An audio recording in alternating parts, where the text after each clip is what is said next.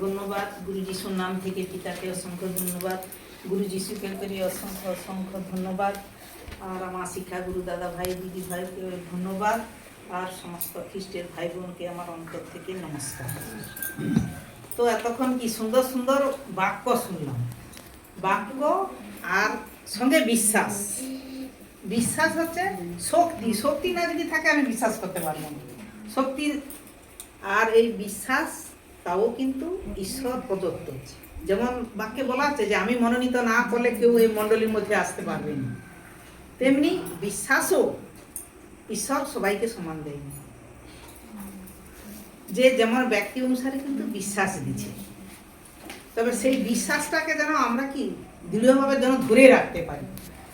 আর এই বিশ্বাসের যদি আমরা যিশুকে গুরু বলে স্বীকার করি অর্থাৎ বিশ্বাস করি, তাহলে তুমি পরিত্রাণ পাবে। তবে আমরা যেন সর্বদা যেন এই বিশ্বাসে নিটোল থাকি, যে ফাঁপা লাউয়ের মতো নয় যে আছাড় দিলে ভেঙে যাবে। আর অর্থাৎ মণ্ডলীতে আসবো, বেশ যিশুর অনেক গুণগান শুনবো, খুব উল্লাস জাগে মনে, কিন্তু তুমি মণ্ডলী থেকে বেরিয়ে যাও, সে আবার জগতের সঙ্গে কত সুন্দর আনন্দ উৎসব করতেছে।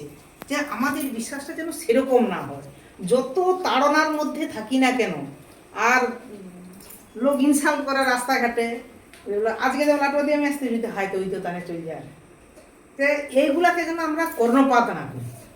এক কান্দে শুনো আর এক কান্দে বের করে দেবো।